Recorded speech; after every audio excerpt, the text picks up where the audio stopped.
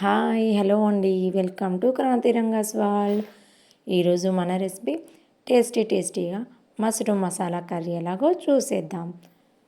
నేను చేసిన విధంగా మీరు ఎవరైనా చేసినట్లయితే టేస్టీ కర్రీ అని తప్పకుండా కామెంట్ చేయండి. ఇక వీడియోలోకి వెళ్ళే ముందు ఇంకా మన ఛానల్ని ఎవరైనా సబ్స్క్రైబ్ చేసుకున్నట్లయితే ముందుగా సబ్స్క్రైబ్ చేసుకోండి ఫ్రెండ్స్.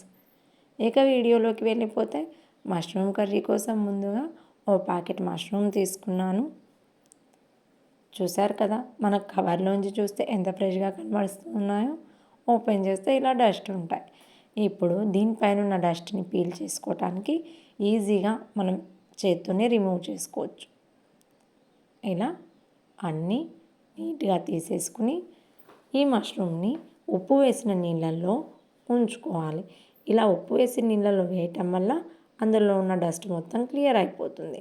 క్లియర్ అయిపోయిన తర్వాత ఇలా మనకు నచ్చిన సైజులో మనకు నచ్చినట్లుగా మనం కట్ చేసుకోవచ్చు. నేనైతే ఇలా కట్ చేశాను. అన్నీ ఇలా కట్ చేసుకున్న తర్వాత ఈ మష్రూమ్ కలుపుకోవటం కోసం ముందుగా ఒక గిన్నెని తీసుకోవాలి. ఈ గిన్నెలో మొత్తం మష్రూమ్ వేసుకుని ఇప్పుడు దీనికి కావాల్సిన ఇంగ్రీడియంట్స్ ఏంటో చూసేద్దాం. ముందుగా పెరుగు వేసుకోవాలి. పెరుగుతో పాటు సన్నగా కట్ చేసుకున్న ఆనియన్స్ కూడా వేసుకోవాలి.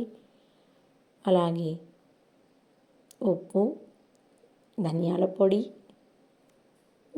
పొడితో పాటు కొంచెం పసుపు.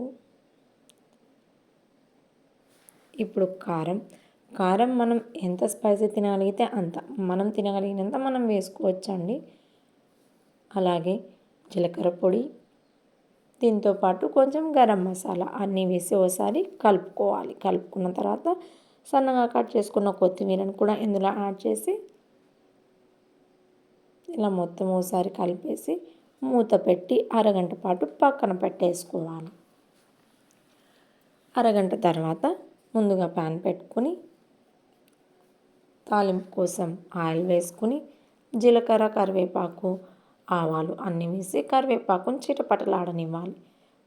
కరివేపాకు చిటపటలాడిన తర్వాత సన్నగా కట్ చేసుకున్న ఉల్లిగడ్డని వేసుకోవాలి. ఈ ఉల్లిగడ్డ దూరగా వేగి ఇలా దగ్గర పడిపోతే మగ్గిపోయిందని అర్థం. ఈలోపు 2 or 3 మీడియం సైజ్ టమాటోలని ముందుగానే మిక్సీ జార్లో పీస్ చేసి ఉంచుకోవాలి. ఇప్పుడు ఆ ప్యూరీని కూడా ఇందులో వేసేసుకుని చక్కగా ఇలా ఒకసారి కలిపేసుకోవాలి. ఈ టమాటో ప్యూరీ ఉడుకుతున్న సమయంలోనే మనం 4 పచ్చిమిర్చి కట్ చేసి వేసుకోవాలి. దీంతోపాటు కొంచెం ఉప్పును కూడా యాడ్ చేసి ఒకసారి మిక్స్ చేసుకోవాలి. ఇలా అంతా కలుపుకున్న తర్వాత కచ్చా పచ్చాగా దంచిన 4 వెల్లుల్లిని కూడా వేసుకుంటే టేస్ట్ చాలా బాగుంటుంది. అంతా వేసి ఒకసారి ఇలా కలిపి ఒక 3 నిమిషాలు వదిలేసామంటే టమాటో ప్యూరీ మొత్తం దగ్గర పడిపోతుంది. ఇలా టమాటో ప్యూరీ దగ్గర అయిపోయిన తర్వాత ముందుగా మనం కలిపి పెట్టుకున్న మష్రూమ్ మసాలా మొత్తం ఇందులో యాడ్ చేసుకుని అంతా ఒకసారి కలిపేసుకోవాలి. నీట్గా కలుపుకుని మూత పెట్టేసుకుని ఒక్క 10 నిమిషాలు దీన్ని అలా వదిలేస్తే ఉడుకుతుందండి. 10 నిమిషాలు మనం వదిలేయటం వల్ల మష్రూమ్లో ఉన్న వాటర్ మొత్తం బయటికి వచ్చి మనకి గ్రేవీ చక్కగా తయారవుతుంది.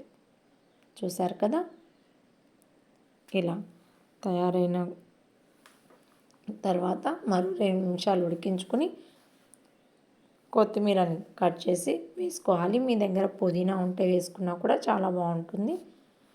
మరో 2 నిమిషాలు ఉడికించుకోవాలి.